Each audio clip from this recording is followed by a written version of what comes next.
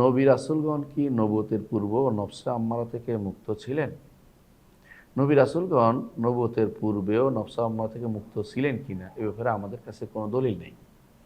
এবার আমাদের কোনো দলিল নেই। তবে একটি আয়াত থেকে বোঝা যায় আল্লাহ তাআলা তাদেরকে ছোটকাল থেকেই পবিত্রতার উপরে বড় করেন।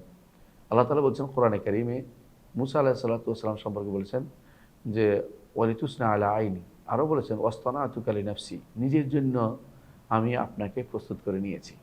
আমাদের নবীকেও সারা ছোটকাল থেকে আল্লাহ তাআলা সেভাবে বড় করেছেন এবং জাহিলি যুগের কোনো কিছু তাকে পায় নাই। বোঝা গেল যে আল্লাহ তাআলা তাকে এইভাবেই বড় করেছেন। আল্লাহ তাআলা তাকে হেফাজত করেছেন। এটা হেফাজত বলা স্পেশাল তার জন্য নবীদের জন্য আল্লাহ ব্যবস্থাপনা করেন।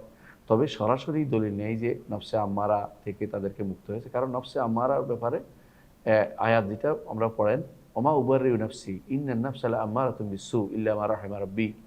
সূরা ইউসুফের মধ্যে যে বা 13 পারার শুরুতে যে আয়াতটা, এটা কি ইউসুফ বলেছেন নাকি এটা আজিজ মিশর বলেছেন, এই নিয়ে মতভেদ আছে।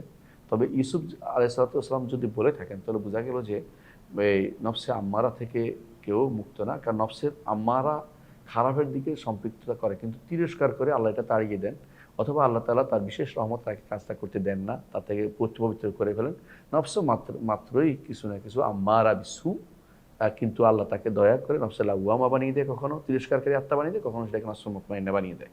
নবীরা নবুয়ত পাওয়ার পরে তাদের নফসটা নফসে মুতমাইন্না হয়ে যায়। নবুয়তের আগের জীবন সম্পর্কে বিস্তারিত আমাদের এতটুকুই এসেছে যে তারা আল্লাহ তাদেরকে বিশেষভাবে তৈরি করেন, কিন্তু এর আগে নফসে আম্মারা থেকে মুক্ত হয়ে গেছে পরিপূর্ণভাবে এমন কোনো দলিল আমাদের কাছে নেই। আরও আপনারা দেখেন যে মুসা আলাইহিস সালাতু ওয়াস সালাম কিবতীকে যে চড় মেরেছে, এটা তো যদি বলেন যে নফসে আম্মারাতে তার অংশ ছিল বলতে পারেন, কিন্তু ও বলতে পারেন এটাও যে না তিনি ভালো চেয়েছেন খারাপ হয়েছে, এটাও বলতে পারেন।